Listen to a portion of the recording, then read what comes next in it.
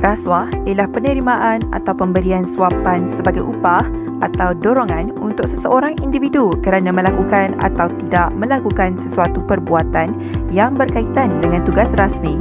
Suapan terdiri daripada wang, hadiah, bonus, undi, perkhidmatan, jawatan upah dan diskaun.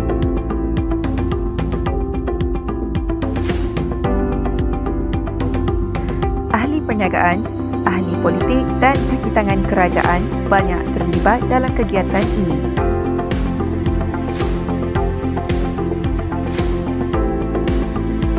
Hal ini berlaku akibat kelemahan individu, kelemahan pemimpin, pengaruh media massa, kuasa dan ekonomi, godaan daripada individu penawar dan sikap tamak. Peranan etika dan peradaban dalam menangani rasuah. Di dalam Al-Quran, Allah ada menggariskan konsep umum etika di dalam surah Al-Zariyat ayat 56 yang dinyatakan tentang tanggungjawab dan rasa kehambaan kita terhadap Allah.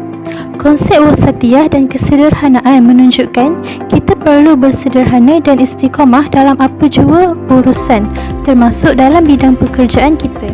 Sikap ini mestilah istiqamah, iaitu berterusan dalam beretika dan menjalankan kerja dengan jujur dan baik.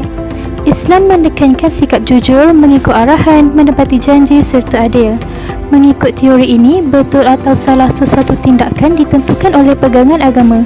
Individu yang berpegang pada teori ini akan sentiasa melakukan kebaikan kerana konsep pembalasan serta sumber haram diyakini oleh orang Islam berkaitan dosa. Dengan ini, gejala rasuah dapat dikekang. Seterusnya, teori teleologis. Teori ini diasaskan oleh Jeremy Bentham dan John Stuart Mill, di mana ia berasal dari perkataan Yunani iaitu telos, yang bermakna tujuan atau akibat. Teori ini sealiran dengan teori utilitarian.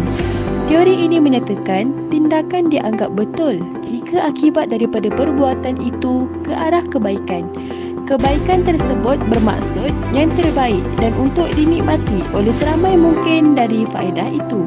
Contohnya, seseorang perlu berfikir beberapa kali untuk menerima suapan yang kesannya lebih besar. Tidak menerima suapan tersebut adalah mematuhi peraturan yang ditetapkan bertujuan baik. Teori hak asasi pula adalah teori umum bagi setiap insan. Setiap insan perlukan kebebasan dan kedamaian untuk dirinya sendiri dan perlu pertimbangkan hak orang lain dalam melaksanakan tugasannya. Jika teori ini diamalkan tanpa mengamalkan teori kesederhanaan yang ditekankan dalam Islam, seseorang ahli perniagaan misalnya akan melebarkan perniagaan tanpa memikirkan tekanan kepada orang lain. Bagi teori deontologis pula, teori ini berasal dari Yunani iaitu Dion dan diasaskan oleh Immanuel Kant. Teori ini menekankan sikap jujur, mengikut arahan, menepati janji serta adil. Mengikut teori ini, betul atau salah sesuatu tindakan itu ditentukan oleh pegangan agamanya. Orang yang berpegang kepada teori ini akan sentiasa berbuat baik. Hal ini menyebabkan seseorang itu akan menghindari perbuatan tidak bermoral dan amalan rasuah. Di Malaysia, Akta Mencegah Rasuah 1961, Akta 57 telah menetapkan hukuman yang setimpal untuk pesalah. Hukuman bagi pesalah rasuah yang disabitkan ialah denda tidak lebih RM10,000 Malaysia atau penjara tidak lebih 5 tahun atau kedua-duanya sekali. Hukuman tersebut dipertingkatkan kepada penjara tidak kurang daripada 14 hari dan maksimum 20 tahun penjara dan denda 5 kali ganda nilai suapan yang diterima atau RM10,000 Malaysia atau mana lebih tinggi. Hukuman jenayah rasuah dipertingkatkan dari tahun 1961 hingga yang terbaru tahun 1997.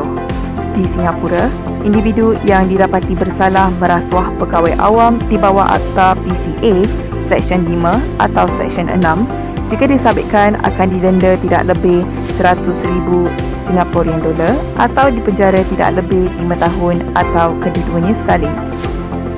Terdapat juga kesalahan tertentu yang berkaitan dengan kontrak kerajaan atau rasuah anggota badan awam dalam keadaan tertentu yang boleh mengakibatkan denda tidak melebihi RM100,000 atau penjara selama tempoh tidak melebihi 7 tahun atau kedua-duanya sekali.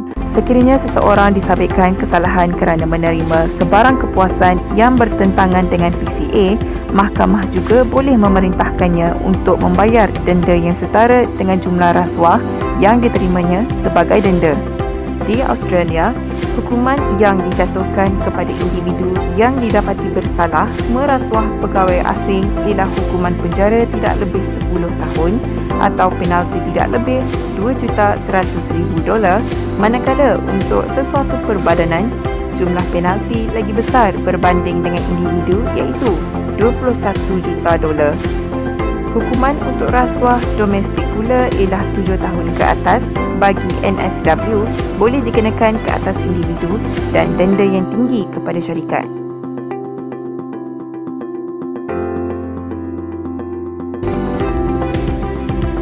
Kesimpulannya, rasuah merupakan penyakit yang tular sejak dahulu lagi dan bagaikan tiada penawar, perkara ini masih berlaku pada hari ini.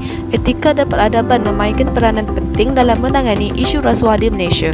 Hal ini kerana terdapat beberapa etika dan berkaitannya dengan amalan rasuah. Etika profesional iaitu orang yang mengamalkan rasuah adalah orang yang tidak beretika. Tidak beretika bermakna tidak bermoral dan tidak berakhlak. Rasuah hendaklah dibantah sehingga ke akar umbi.